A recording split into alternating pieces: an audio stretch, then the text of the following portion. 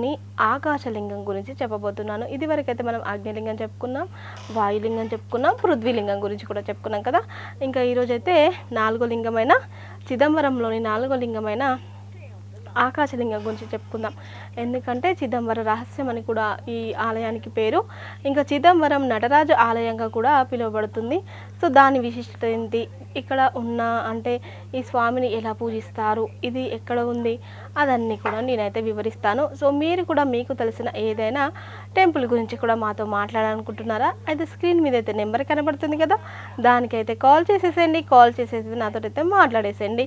ఇంకా చెప్పుకోవాలంటే ఈరోజు మన ఊరి మన గుడి కార్యక్రమం ప్రతి శుక్రవారం ఉదయం 11 గంటల నుంచి 12 గంటల వరకు ప్రసారం అవుతుంది. సో దీంట్లో మనకు సోమవారం నుంచి శనివారం వరకు ప్రతి ఒక్క లైవ్ ఉంటుంది కదా. దానికైతే ఎవరైతే ప్రతి లైవ్కి కాల్ చేస్తారో వారికైతే ఈ మంత్ ఎండింగ్లో ఒక 10 గిఫ్ట్స్ అనేది ఈసారి 10 అయితే ఇవ్వబోతున్నాము. సో 3 కాదని 10 గిఫ్ట్స్ అయితే ఇవ్వబోతున్నాము. సో అది ఎవరెవరు అందుకుంటారో లాస్ట్ మినిట్ మార్చి 31 రోజు మేము రివీల్ చేస్తాము. సో మీరు కూడా మిస్ కాకుండా చూడండి, మిస్ కాకుండా కాల్ చేసేదండి.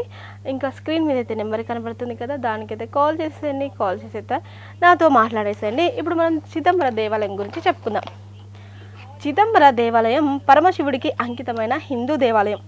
భారతదేశంలోని దక్షిణ రాష్ట్రమైన తమిళనాడు యొక్క మధ్యస్థ తూర్పు భాగంలోని కడలూరు జిల్లాలోని కరైకల్కి ఉత్తరంగా 60 కిలోమీటర్ల దూరంలో, పాండిచేరికి దక్షిణంగా 78 కిలోమీటర్ల దూరంలో ఉన్న ఆలయ నగరమైన చిదంబరం నడిబొడ్డున ఈ ఆలయం నెలకొంది. అంటే మనకు ఈ ఆలయం అనేది తమిళనాడులో ఉంది.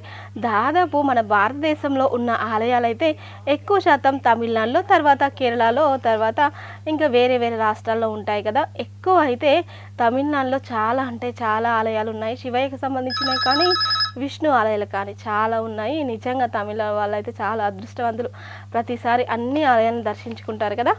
సో ఇప్పుడైతే మన కాల్ రెడీగా ఉన్నారు, చూసేద్దాం. తర్వాత నేను ఇంకా పూర్తి చేస్తాను.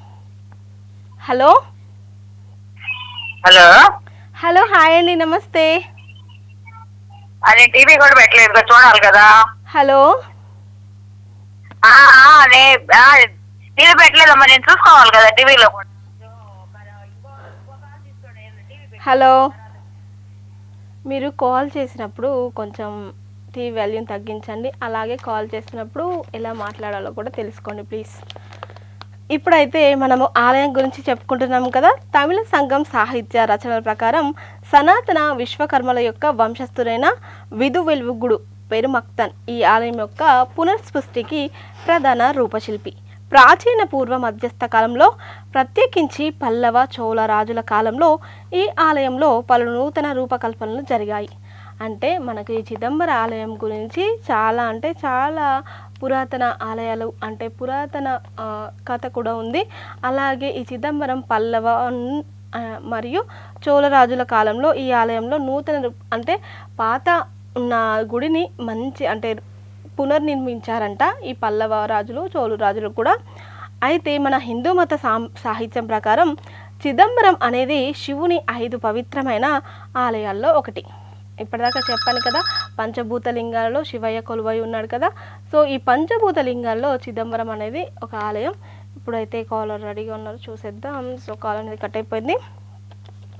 పంచభూతాలకు ఒక్కొక్క ఆలయం నిర్మించబడింది. నేను ఇప్పటిదాకా చెప్పా కదా, పంచభూతాలకు ఒక్కొక్క ఆలయం నిర్మించబడిందని. చిదంబరం ఆకాశతత్వానికి, తిరుమనైక్కవల్ జంబుకేశ్వరం జలతత్వానికి, కంచి ఏకాంబరేశ్వరం భూమితత్వానికి, తిరువన్నామలై అరుణాచలేశ్వరానికి, అలాగే అగ్నితత్వానికి, శ్రీకాళహస్తీశ్వర స్వామి వాయుతత్వానికి నిదర్శనాలు. ఇప్పటిదాకా చెప్పాను కదా నేను పంచభూత లింగాలు ఎలా అంటే ప్రతి ఒక్క పంచభూత లింగాలకు స్వరూపంగా ఆ శివయ్య ప్రతి ఒక్క లింగ రూపంలో వెలిసాడనమాట, పంచభూత లింగాల రూపంలో. ఇంకా మనకి ఇందులో చెప్పుకోవాలంటే మెయిన్గా ఉన్న ఆలయాలు మొత్తం తమిళనాడులోనే దాదాపు 4 ఆలయాలు తమిళనాడులో ఉన్నాయనుకుంటా. ఒక ఆలయం శ్రీకాళహస్తి మాత్రం మన ఆంధ్రప్రదేశ్లో ఉంది. మిగతా 4 ఆలయాలు తమిళనాడులోనే ఉన్నాయి. ఇంకా చెప్పాను కదా, తమిళనాడు వాళ్ళు చాలా అదృష్టవంతులు. అక్కడైతే అరుణాచలం కానీ, చిదంబరం కానీ, ఇంకా కంచి కానీ ఇవన్నీ తమిళనాడులోనే ఉన్నాయి. లేదా తిరువలంగమస్మరణకి వస్తుందో అదేవిధంగా శైవులకి చిదంబర ఆలయమే స్మరణకు వస్తుంది. అంటే ఇక్కడ మనం చెప్పుకోవాల్సింది ఏంటంటే సో దాని గురించి నేను తర్వాత వివరిస్తాను. సో కాల్ అయితే రెడీగా ఉన్నారు, చూసేద్దాం. హలో హలో హలో, హాయ్ అండి, నమస్తే. నమస్తే. ప్రియా గారు బాగున్నారా? బాగున్నాను, మీరు బాగున్నారా? బాగున్నామండి. సో ప్రియ గారు, చెప్పండి. చెప్పండి. నేనైతే ఈరోజు ఆకాశలింగం చిదంబరం గురించి చెప్తున్నాను. సో మీరు చిదంబరం ఎప్పుడైనా వెళ్ళొచ్చారా? లేదండి, చిదంబరం వెళ్ళలేదు. కానీ వెళ్ళాలనుకుంటున్నారు? వెళ్ళాలి. ఆ స్వామి వారు ఎప్పుడు పిలిపించుకుంటే అప్పుడు వెళ్ళాలి. ఇంకా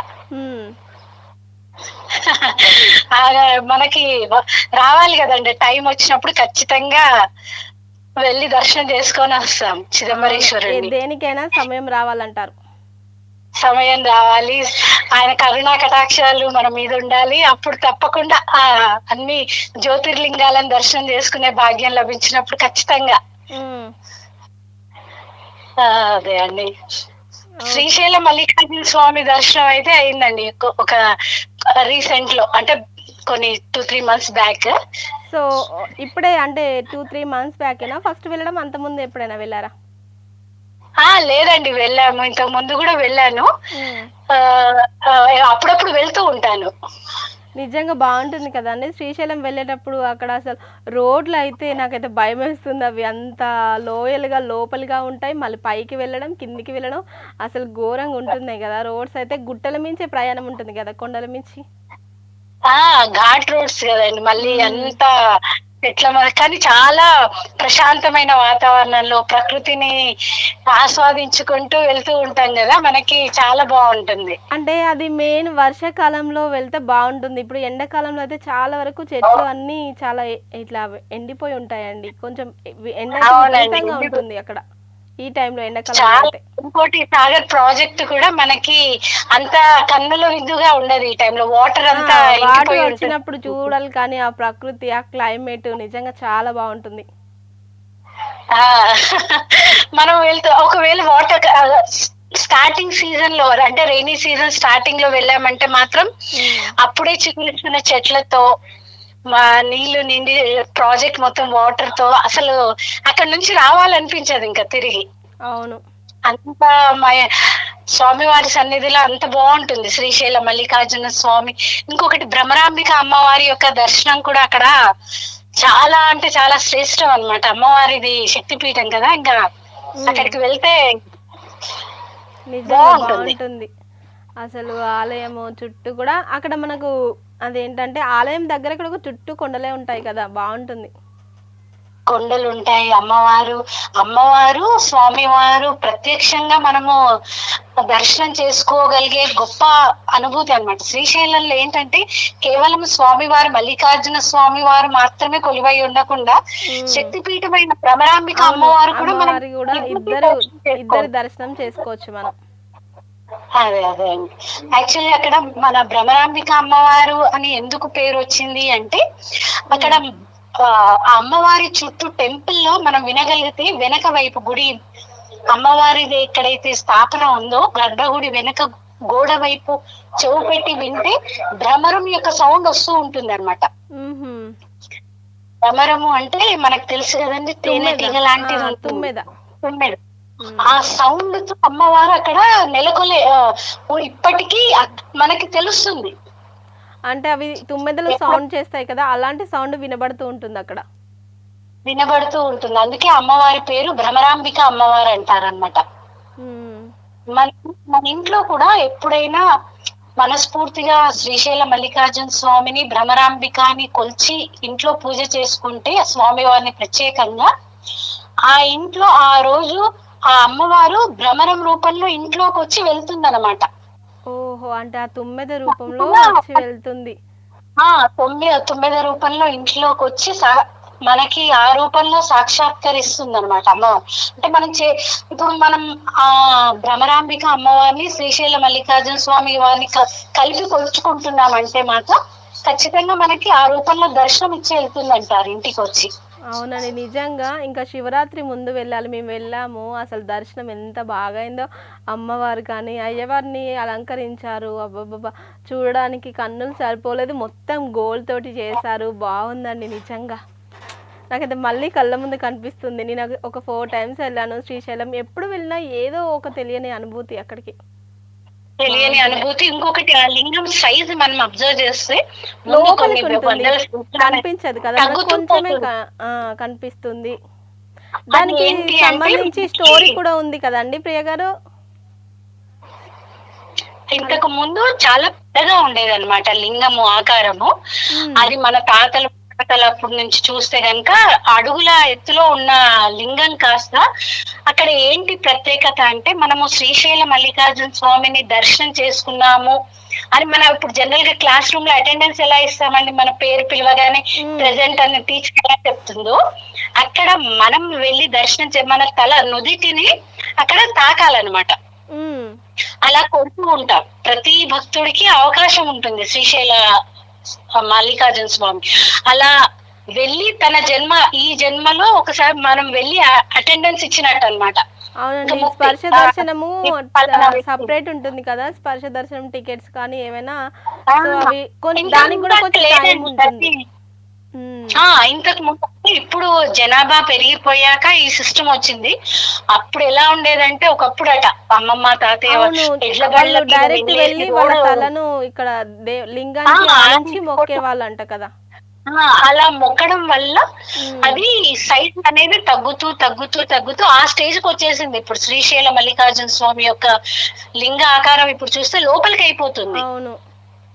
అయితే యాక్చువల్ గా బ్రహ్మం గారి దాంట్లో ఎప్పుడైతే పూర్తిగా లోపలి ఆ కలియుగ అంతం అవుతుంది అన్నట్టుగా కూడా ఉంటుంది అనమాట. అదైతే అంటే పూర్తిగా మనిషి ఎప్పుడు యొక్క పాపాలు కనిపించకుండా పోతుందో అప్పుడు కలియుగం అంతమవుతుందని. ఆ అలా హ్మ్. ఒక మానుడి చెప్తారు, పెద్దవాళ్ళు చెప్తూ ఉంటారు. కానీ జన్మ ఎత్తిన తర్వాత ఒక్కసారైనా అక్కడికి వెళ్ళి ఈ సనాతన ధర్మంలో హిందూ ధర్మంలో పుట్టిన ప్రతి వ్యక్తి యొక్క బాధ్యత అంటే బాధ్యత అంటే మనకు ఆ స్వామి కటాక్షం ఉంటే ఖచ్చితంగా వెళ్తామట. నిజంగా ఒక్కసారైనా వెళ్ళి మనసులో అనుకోవాలి గానీ, మనకు ఒక 1 మంత్‌లో కానీ, 2 మంత్స్‌లో ఖచ్చితంగా వెళ్తామండి. నాకైతే నమ్మకం. ఇంకా మిగతా వాళ్ళు అది వాళ్ళ భక్తికి కానీ, నేనైతే అనుకున్న ఒక 1 మంత్‌లో, 2 మంత్స్‌లో ఖచ్చితంగా వెళ్తాను. ఎప్పుడైతే అనుకుంటానో అప్పుడు వెళ్తూనే ఉంటాను. ఆ, కదా అండి. నేను ఎప్పుడైనా మనసులో అనుకున్నప్పుడు అది 2-3 మంత్స్ లో సొంతగా వెళ్ళకపోయి ఎవరి ద్వారానో ఒకరి ద్వారా తీసుకొని రప్పించుకుంటాడు ఆయన. కొంచెం లేట్ అయితుంది కానీ, వెళ్ళడం మాత్రం పక్కా ఖచ్చితంగా వెళ్తాం.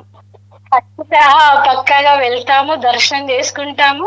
అదేంటంటే మన మనసులో అనుకోవాలి హ్మ్. స్ట్రాంగ్ గా, స్వామిని దర్శనం ఈ జన్మనిచ్చావు, ఈసారికి నాకు దర్శనం ఇవ్వు అని కోరుకుంటే అది ఆయన భక్తుల మాట వినడానికే కదా స్వామి వారు ఉన్నది. మనలాగా కోరుకున్న వాళ్ళకి ఖచ్చితంగా దర్శనం ఇస్తాడు.